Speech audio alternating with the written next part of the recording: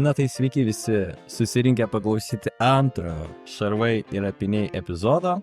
Praeitą seriją kalbėjome apie Britų pirmąjį tanką Mark I, išnagrinėjome visas specifikacijas, o šiandien aptarsime, kaip jau ir žadėjom, Sturmpanzerwagen A7V.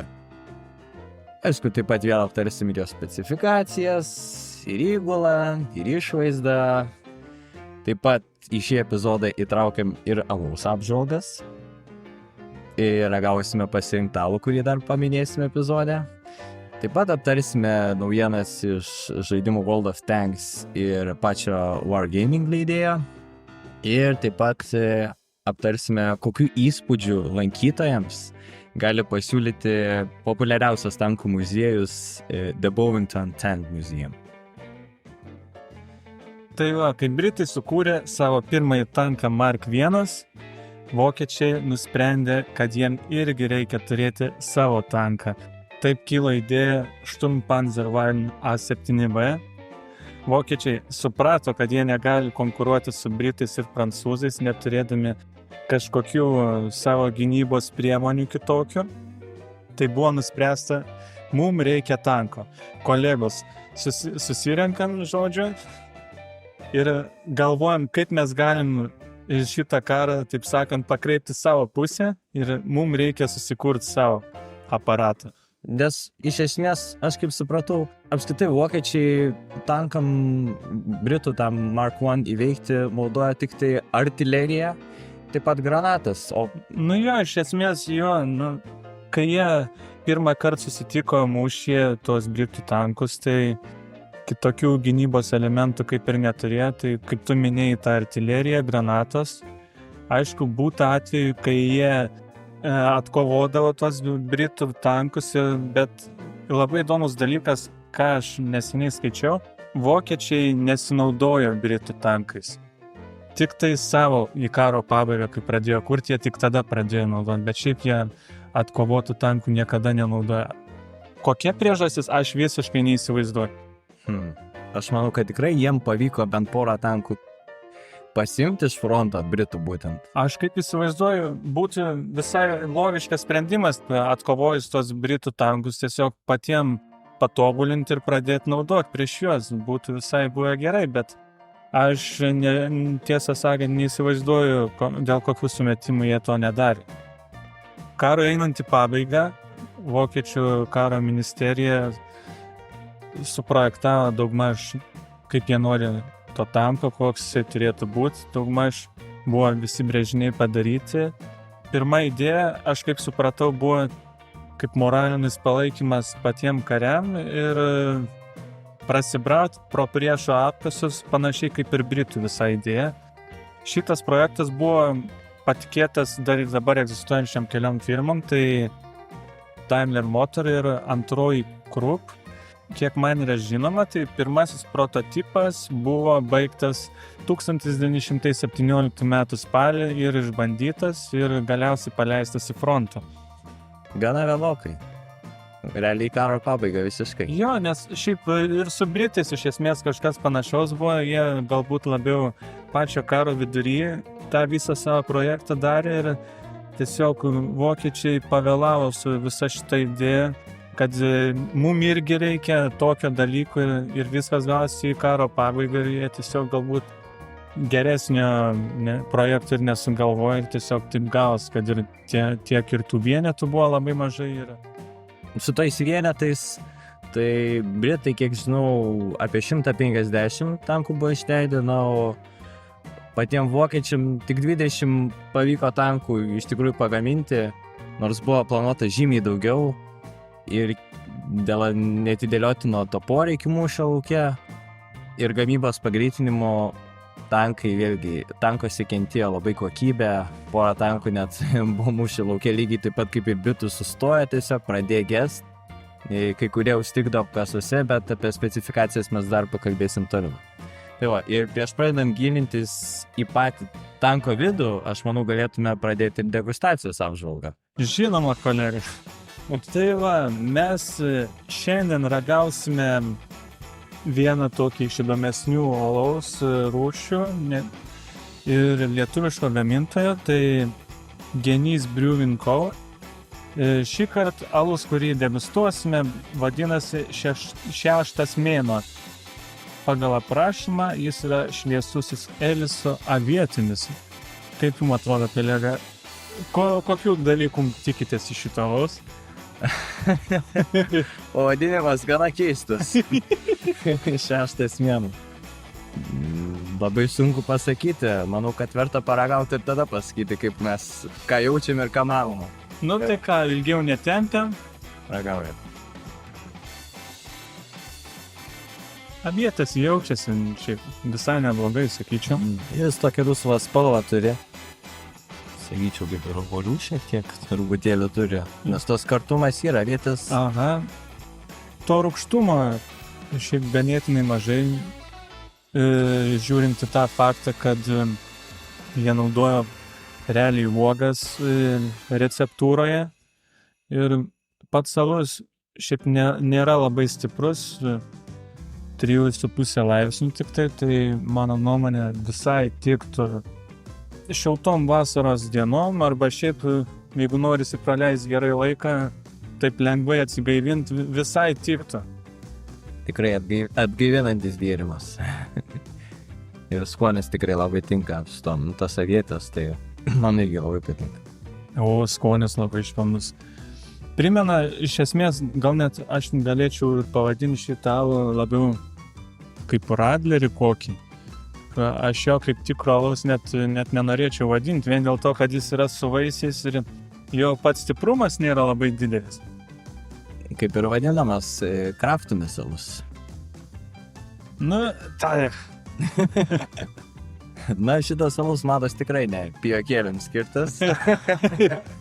Lengvam išgerimui, puikiam atsipalaidavimui tikrai, manau, tinka ir visai geras variantas.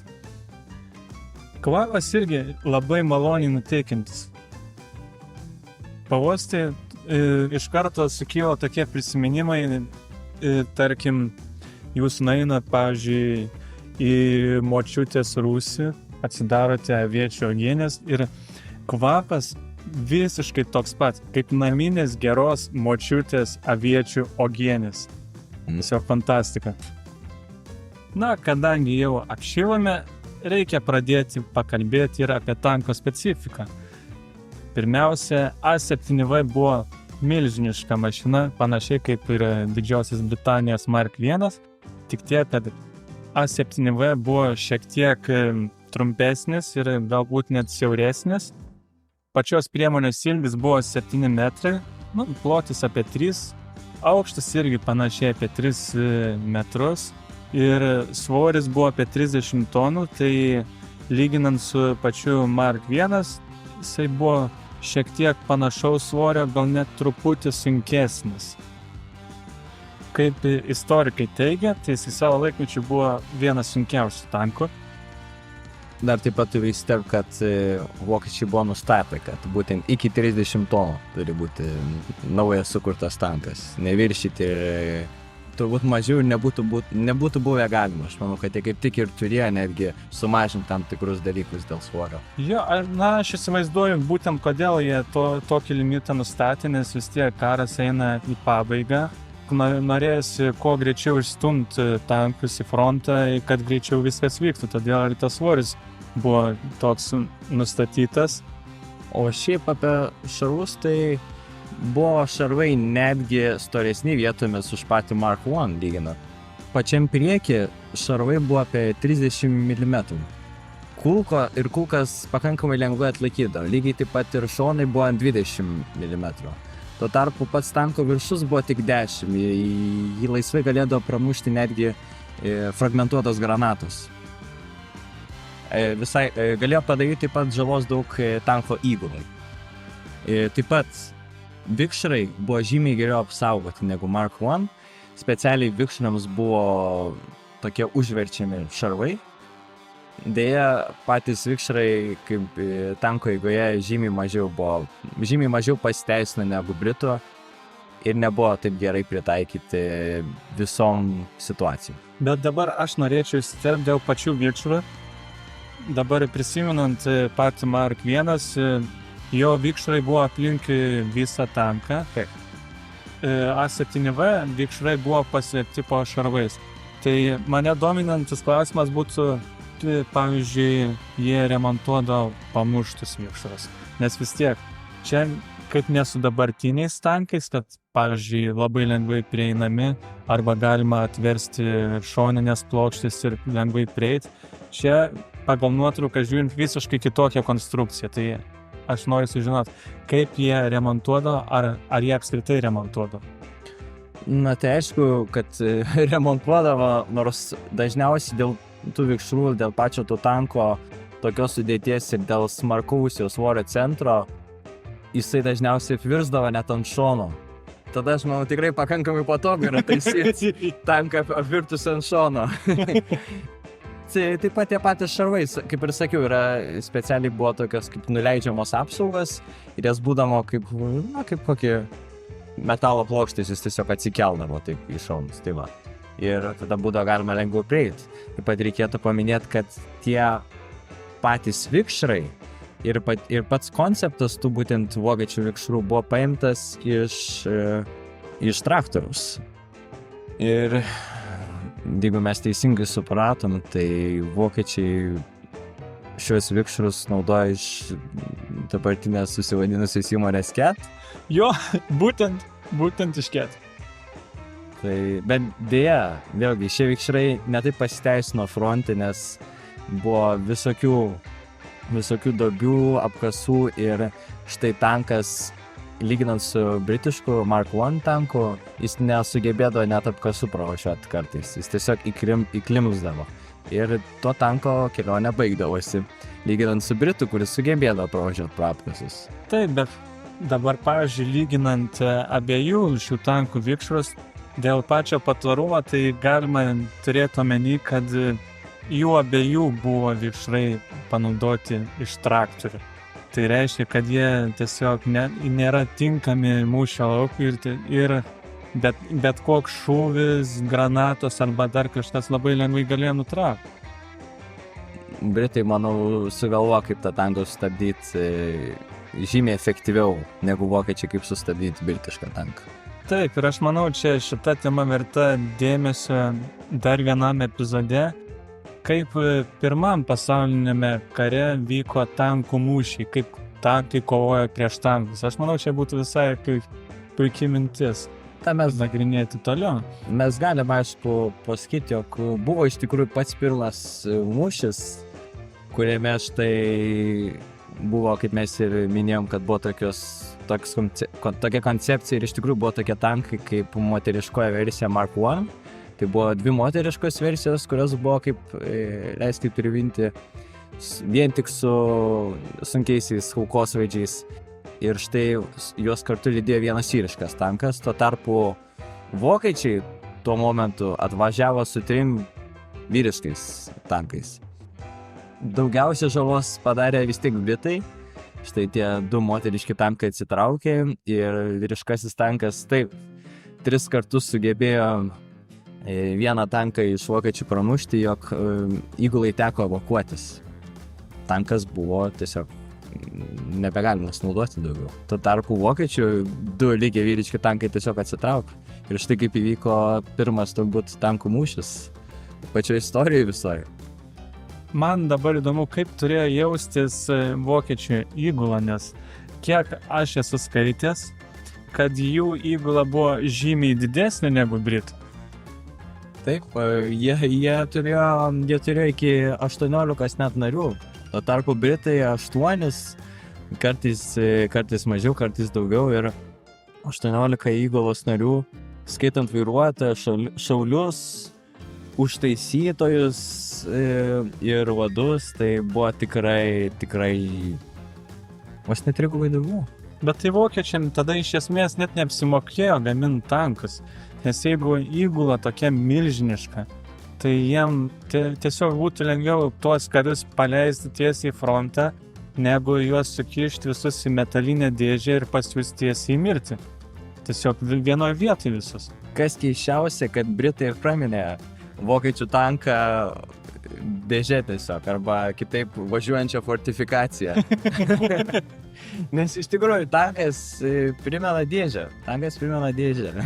Lyginant su britų tą rombos formų, tai vokiečiai visiškai paėmė tokį stačiakampį.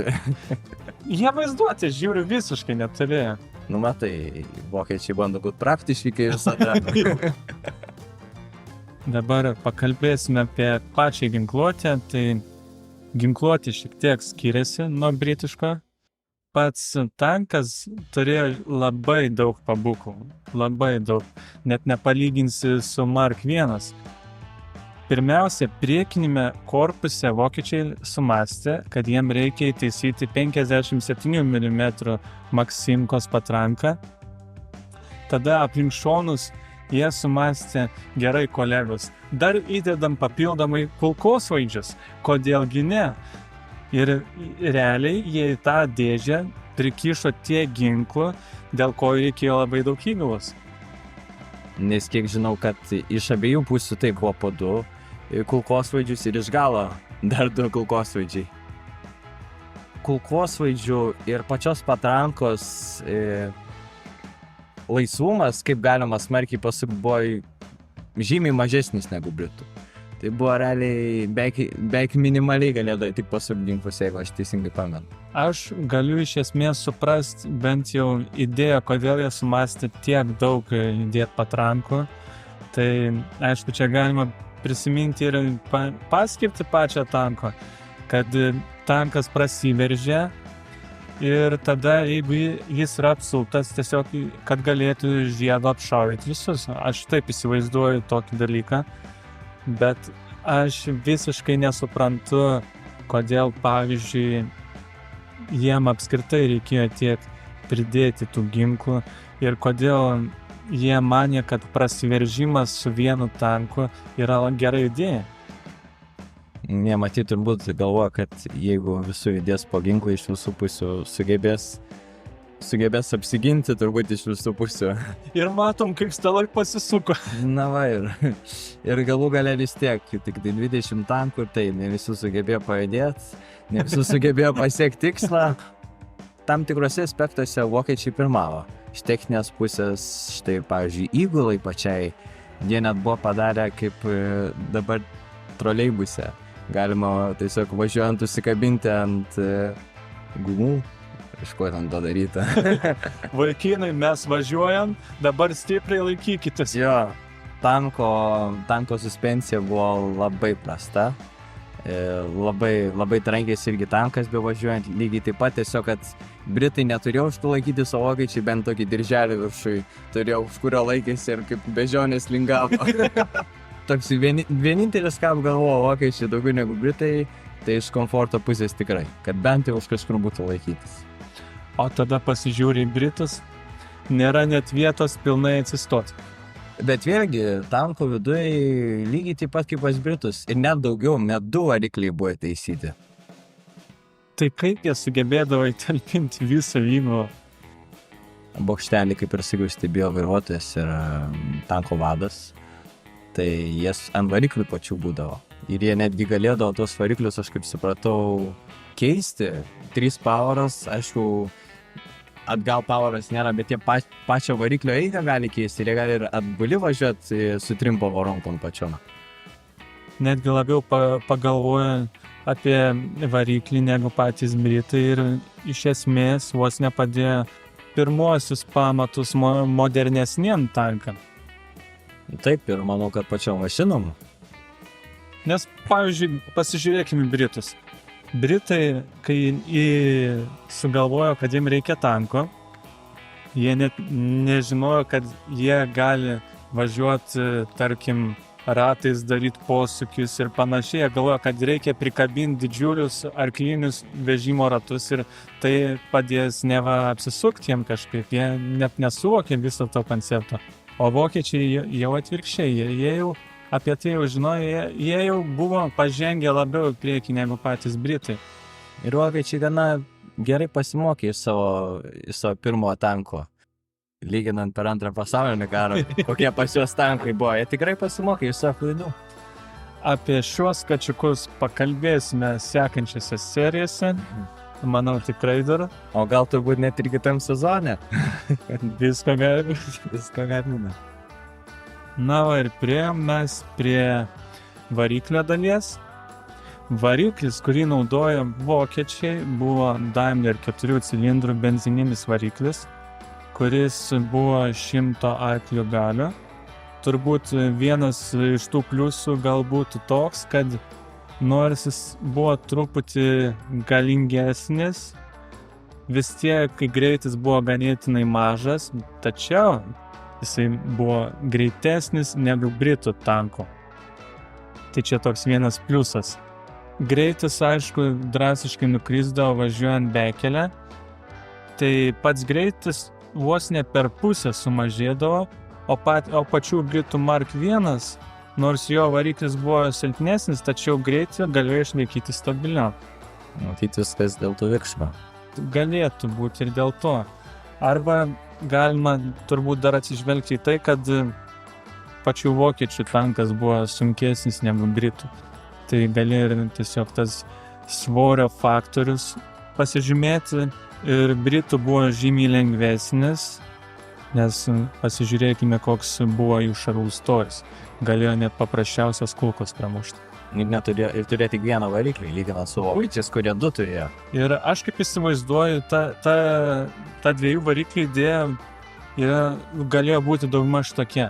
Gerai, mums pamuš tą vieną variklį, mes turim antrą ir toliau galim judėti. Jeigu labai blogai, mes galim pasitraukti, o to tarpu britai pamuša viskas, mes sustojam. Britai tai kankinosi jau ir su vienu varikliu, vokiečiai iškart 2 turėjo irgi taip pat.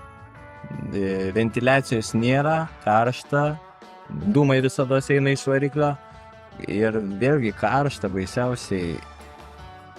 Vokiečiai kartais, kai važiuodavo ir dažniausiai būdavo, jeigu tokia situacija pasitaiko, jie būna, kad palieka tiesiog patį vairuotoją ir generolą, o visi kiti nariai iš tanko tiesiog išlipa, kad netaip kankintųsi. Tai jie mažiau šiek tiek net kankinosi negu patys britai. Būna net yra nuotraukų, kurie štai užsilipę ant tanko viršaus, tiesiog taip transportuojami į karo lauką. Bet mane labai stebina vienas dalykas.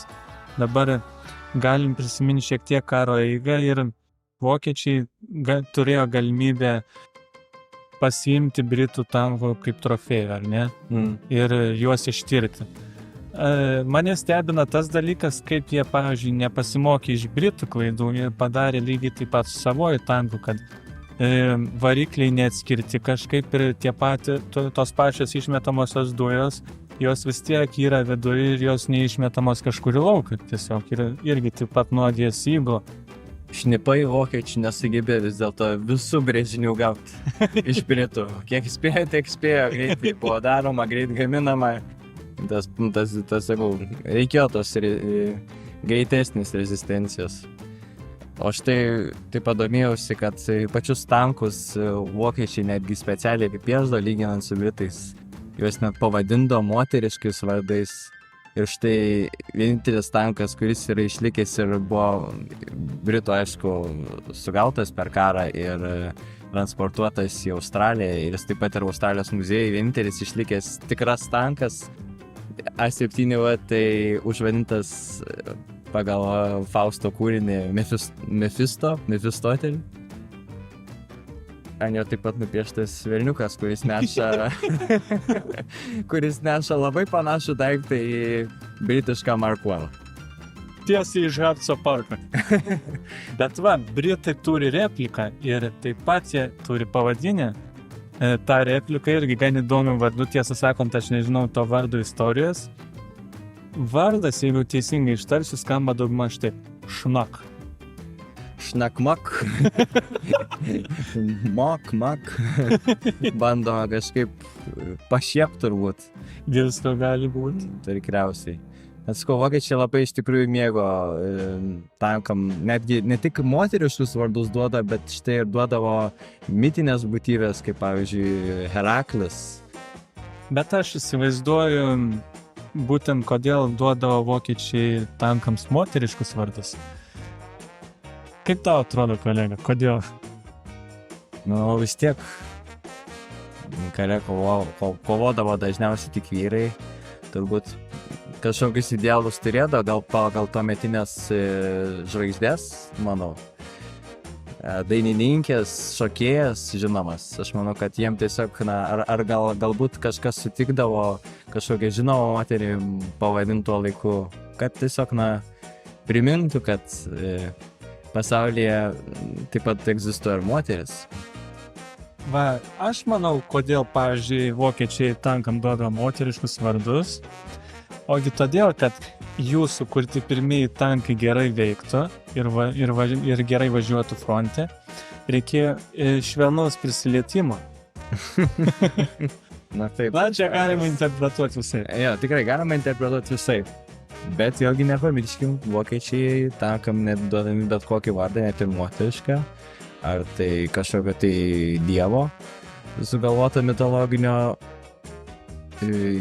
dekoruodavo jos. Tai irgi parodo, kad tankui duodamas kaip toks savumo jausmas, kad štai tai mūsų kūrinys, mes jį, kaip sakome, ne tik jisai kariaus ir važiuos, bet jis taip pat duos kaip ir tokią dvasią. Kažkokią. Įgaus kažkokį pavidalą kažkokį įgaus. Ne vien tik tai bus metalo gabalas, kuris važiuoja. Na, gal idėja tiesiog, kad kareiviam primintų labiau namus, kažką, kas jiem patinka, dėl to kažkaip panašiai dekoruodavo. Čia gali būti interpretacijų visokių, galbūt ne visada politkorektiškų. Taip. Bet aš manau, galima sutikti šitą idėją. Na štai, ir toliau ragavom kitą genio kraftinį alų, nuotykis pavasario naktį. Irgi skamba kažkaip taip įdomiai. Matyt, genys mėgsta, tai specialiai pavadinti. Tokius duoti įdomius pavadinimus, skatinančius interpretaciją. Skirtingą. Taip, alus irgi gana vidutiniškai 4 laipsnio.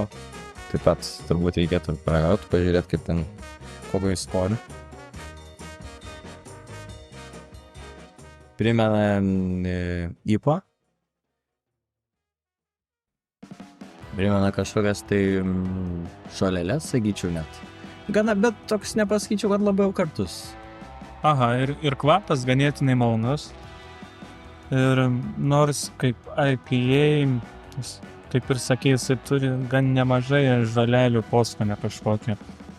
Ir čia turbūt klausytojai galėtų įsivaizduoti, pavyzdžiui, pavasarį, turbūt einant į pabaigą galbūt, išeina į kokį beržyną ir prisirenka šviežių žolelių, pasitaiso kažkokios arbatos.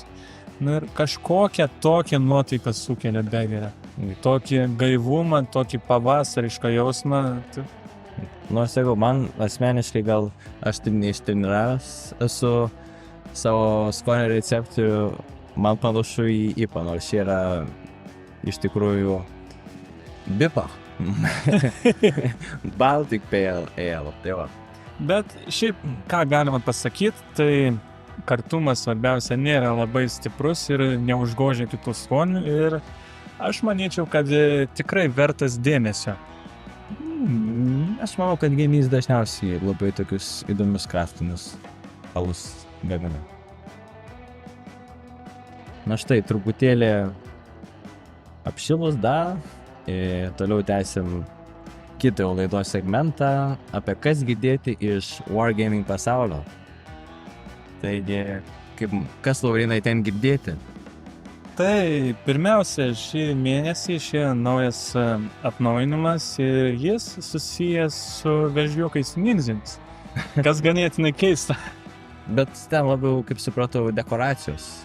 Taip, ten, pavyzdžiui, kaip ir ankstesnė Battle Pass būdavo, tai čia irgi daugmaž su 3D skinais ir panašiais dalykais, lipdukais. Tie 3 skinai, tai pats pirmasis yra sunkiam tankui BZ-75 ir jis pavaizduoja vežliukų ninzų didžiausią priešą Shredderį.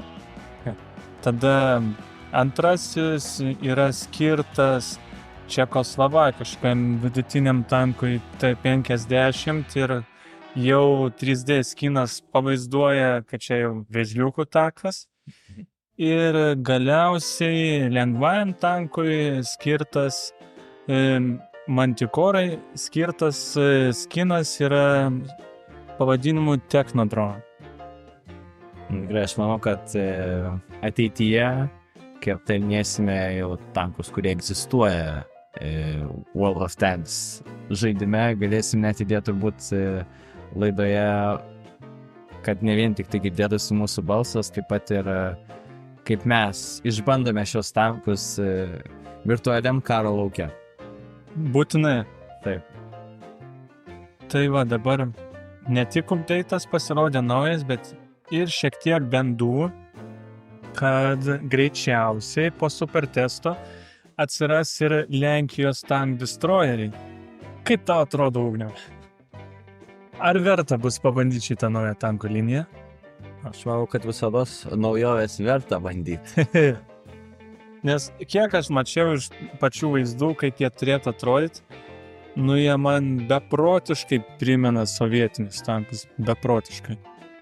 Kiek gali remtis šitas World of Tanks žaidimas iš tikrųjų tikra istorija ir kiek jis gali bandyti ją modifikuoti per tankus. Na taip, ir jie jau visas savo galimybės išsėmė iš egzistuojančių tankų, tai daugmaž dabar remiasi arba projektais, kurie niekada nebuvo pradėti, arba tiesiog jie patys sugalvojo, kad mums reikia sukurti naują liniją, čia žiūrėkit, mes padarysim taip ir taip, šiek tiek pasiremsim istoriją, pavyzdžiui, kad ir su tais pačiais Lenkų naujais tankais galimais, tai aš įsivaizduoju, jų mintis buvo tokios.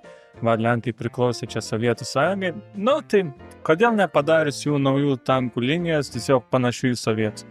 Wargaming kažkokį naują projektą dabar galvoja daryti apskritai, net ne su World of Tanks. Jo, būtent.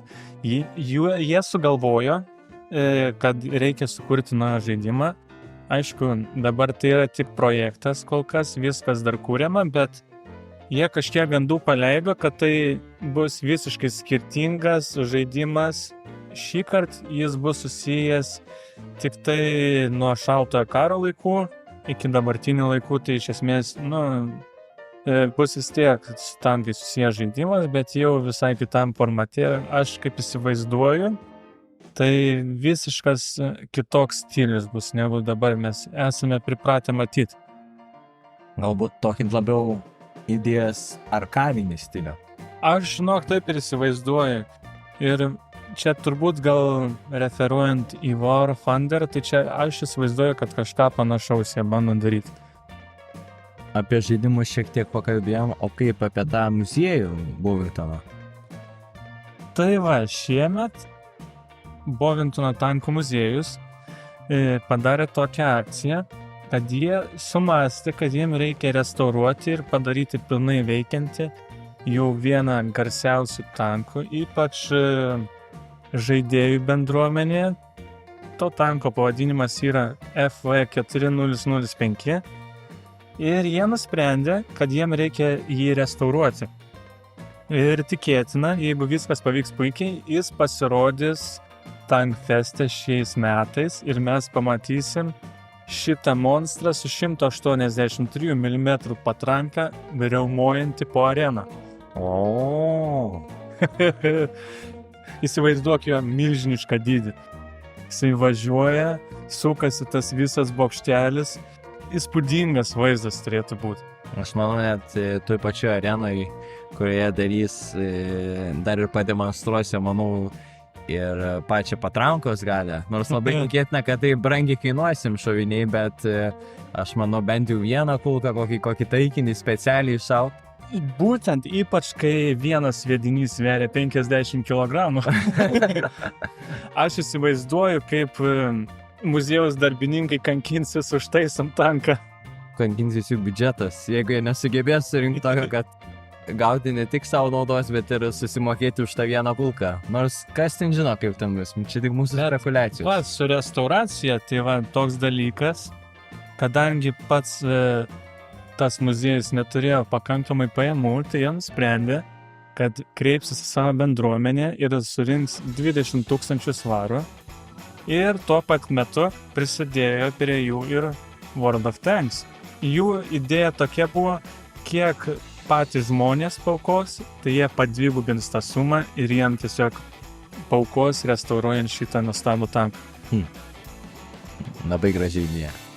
Ir kol kas, kaip matome iš jų jau pasidalintų vaizdų, restauracijos procesas puikiai sekasi, jie atrado originalų korpusą ir kadangi dabar, kai jisai kieme stovėjo ir jie turėjo tik tai tą patį bokštelį, tai jis buvo uždėtas ant naujesnio Centuriono korpuso, tai jie nusprendė, kad reikia iš kažkur atrasti originalų Centuriono Mark III korpusą ir sugrąžinti tanką, kaip jis turėjo pagal idėją atrodyti.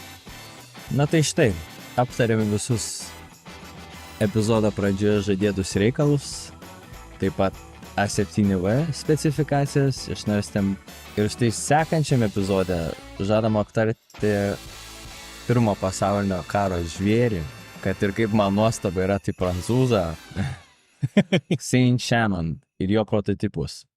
Taigi ačiū visiems, kad klausėt, su jumis buvo Ugnius ir Laurynas ir iki kito karto.